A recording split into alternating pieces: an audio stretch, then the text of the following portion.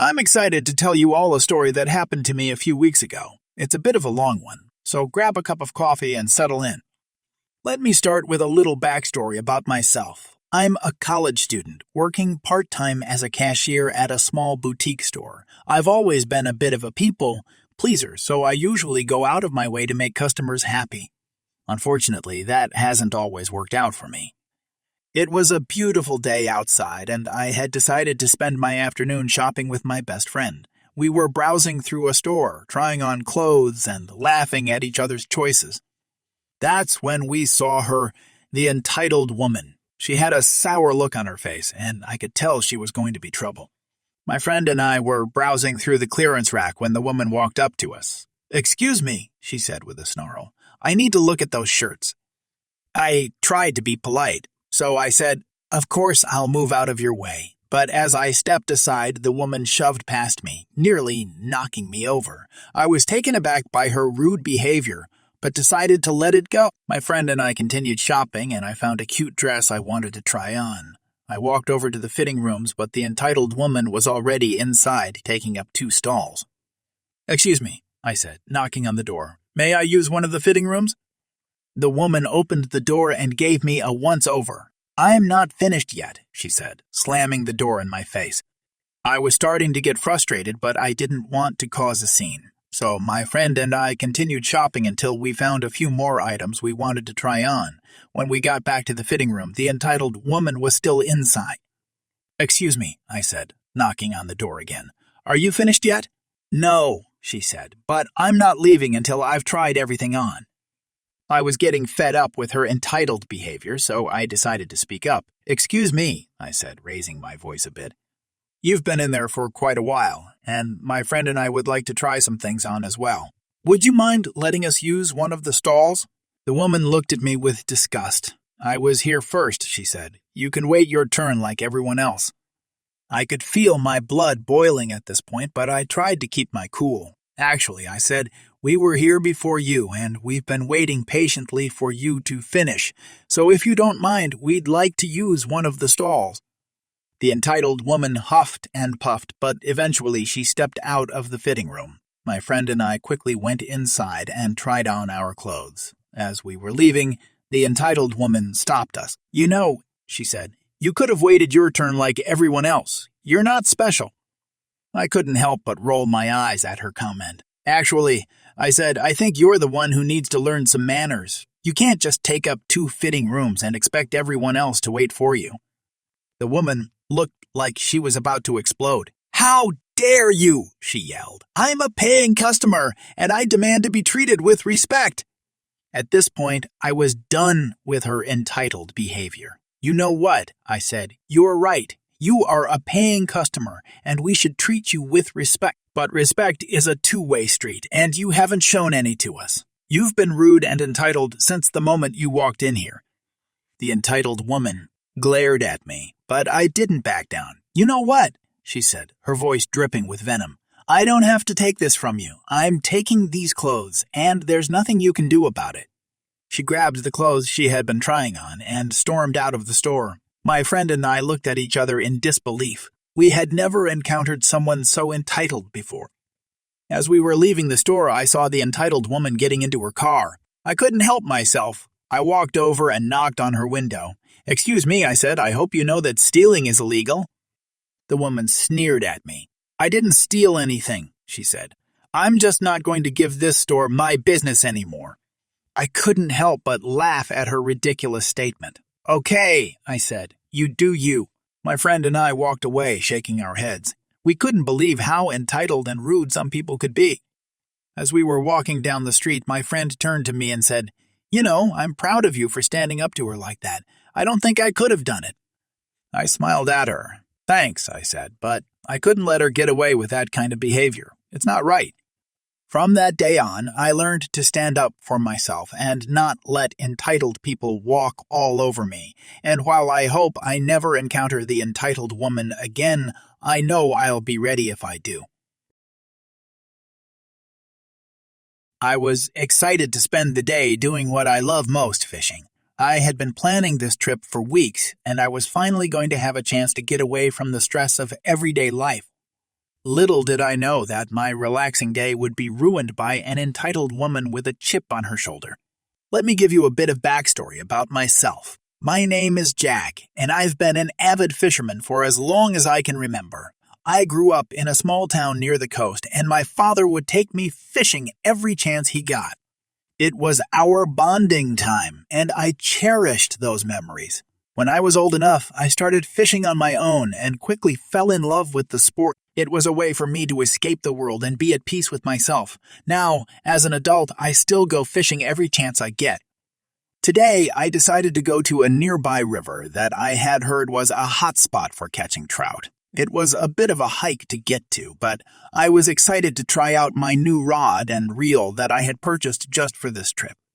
When I arrived at the river, I noticed that there was already someone fishing in my usual spot. I didn't mind, there was plenty of room, and I figured we could share the space. As I was setting up my equipment, I heard a voice behind me say, "Excuse me, that's my spot." I turned around to see a middle-aged woman with a scowl on her face. "I'm sorry, I didn't realize anyone owned the river," I replied sarcastically. "Well, I've been fishing here every weekend for the past year, and I always catch the most fish in this spot," she retorted. I didn't want to cause any trouble, so I moved a few feet downstream and began casting my line. For the next hour, I enjoyed the peaceful sound of the river and the thrill of catching a few trout. The woman, on the other hand, had not caught anything and was getting increasingly frustrated. She kept glancing over at me, and I could tell she was getting angrier by the minute. Finally, she snapped. "You're ruining my fishing," she shouted. "I can't catch anything with you here." I tried to explain that we could share the space, but she wasn't having it. She started yelling and even attempted to take my fishing rod from my hands. I was taken aback by her behavior and decided that it was time to pack up and leave. As I was walking away, she called after me, "You better not come back here again." I couldn't believe the entitlement of this woman. I had done nothing wrong, and yet she felt like she owned the river. On my way home, I couldn't help but laugh at the absurdity of the situation. I couldn't believe that someone would get so worked up over a fishing spot. But then it hit me. Entitled people are everywhere, and they will stop at nothing to get what they want. It's up to us to stand our ground and not let them ruin our day. In the end, I didn't catch as many fish as I had hoped, but I still had a great day. I learned that sometimes the most unexpected things can happen, but it's how we handle them that matters. And next time, I'll make sure to bring a little extra patience and sarcasm with me on my fishing trip. Work at a company that some people, me, come in early to do prep work and janitorial staff are prepping for the day. It's a huge place, and this particular part of the company is empty except for me and a single custodian. There is a school crossing close enough that people who do it are parking in our lot and sit inside their cars until they see kids coming. A few weeks ago, our custodian, Cindy, is putting things in the trash outside and sees the new crossing guard, Brenda, who's usually with her husband but was by herself. Cindy tells Brenda that if there's an emergency or something, because it's dark in the morning, back alley, Brenda may be by herself. Ring the delivery doorbell and Cindy would probably hear. Brenda says, "Great, thanks." It should be noted that while I'm in the same section as Cindy in my catacomb office area, I don't hear the bell ring. Start next day, Brenda brings the doorbell. Because Cindy is busy working, doesn't hear it right away because she is far enough away in the big company. Brenda rings the bell multiple times. Cindy is moving around and finally heard it, then starts running to back door to let Brenda in, who has to use the bathroom. Cindy is frustrated because she thought it was an A-class emergency, but relents out of human kindness and says, "Sure, use the bathroom." It should be noted that Brenda is a known person in the area for being kind of trashy by previous clueless Karen-type actions she's taken in the community, among other things. Because people know who she is, they also know she lives 2 blocks from the where she's crossing at, and she drives. So it's literally like a 3-minute drive here, a 30-minute crossing window, and a 3-minute drive home. The next morning, Cindy is cleaning by a window, but far enough away from the delivery area, and is jolted from a bang on the tall windows to see Brenda standing on her toes, pounding on the glass, looking in, and screaming she needs to use the bathroom. Cindy is frustrated, but motions to the back and lets her in. Cindy is embarrassed, frustrated, flustered, and tells Brenda sorry she's cleaning and can't always hear the bell. Where's she at? Brenda is annoyed, said she was about to pee her pants, had a big coffee and goes to the bathroom. Doesn't even say thank you. Now there's a pattern. So for the next week, Brenda rings the bell every morning to use the bathroom. And not just one ring. Several rings, followed by a 10-15 second pause, and several more if Cindy isn't fast enough. It's come to the point Cindy is really frustrated because she's actually doing a job and is usually not within 15-30 seconds of the door, so has to hustle to get there to let Brenda in. And at this point, Cindy already knows who Brenda is, where she lives, and is wondering why she just doesn't use the bathroom at her house before she leaves. Finding it hard to believe Brenda has some pressing medical issues, she can't go without 30 minutes from a toilet to do the single job she's employed at. Monday comes and Cindy tells me all what has been going on. Cindy is a hard-working, honest person and is frustrated that her kindness was taken advantage of. She says she doesn't want to answer the bell anymore. What should she do? I told her we're not obligated to let Brenda use the bathroom. She's obviously abused an emergency tool available for her, and we'd probably get in trouble for letting non-employees in on a daily basis, despite the minimal security risk. I offered to go and talk to Brenda. Cindy felt bad and asked me not to, but said she just wasn't going to answer the door anymore and just pretend she couldn't hear her, and maybe she'd finally get the hint. Apparently, the bell rang several times in succession and Cindy heard it, but the call went unanswered. Later in the day, as school let out, Brenda decided to make up for lost time and started ringing the bell to be let in while we're open and full of employees. A third employee, close to the door, Alice, who is friendly with Cindy and has heard the whole story at this point, opens the door and tells Brenda this isn't her personal toilet. She's not to ring the bell anymore, and she needs to figure out her own bathroom solution. The next morning, Cindy is outside taking out the trash, and Brenda awkwardly tells Cindy that Alice yelled at her.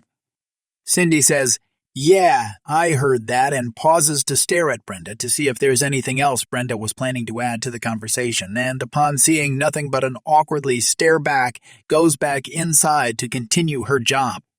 It's been 2 days, and Brenda hasn't ringed the bell since. This happened yesterday at 3 a.m. while I was going through airport customs on arrival back in my home country. To set the scene, our flight has been delayed twice. The weather is utterly atrocious. The queues are incredibly long, and everyone is bleary-eyed and too exhausted to speak. There are 3 queues, staff only, nothing to declare, and something to declare referring to the contents of your luggage. Each line is very clearly labeled on massive screens above its beginning and end, so it's practically impossible to misunderstand. We've been waiting a while, so the staff-only line is now empty, but the other 2 lines snake back and forth endlessly and are hundreds of people long. A woman roughly in her 50s drags her husband down the staff-only line, her obnoxiously loud laugh almost echoing in the hushed room. She has everyone's attention. She walks all the way to the front, almost to a customs desk, but is stopped by a security guard who tells her she's in the wrong line and should join another. She answers loud enough for everyone to hear that we'll know for next time. The security guard responds, "I'd actually appreciate it if you did as I ask this time." She scoffs and exclaims, "What a waste of time. We're already here," and just walks right past him to a customs desk. He seems too tired to pick a fight and just shrugs to the hundreds of people watching. Most people are rolling their eyes or shaking their heads, all in disbelief at the lady's entitlement and lack of respect for anyone else or their time. Unfortunately, there's no satisfying ending here, but I like to imagine that in her rush to break the rules and get special treatment, she forgot to declare something in her luggage and got hit with a large fine.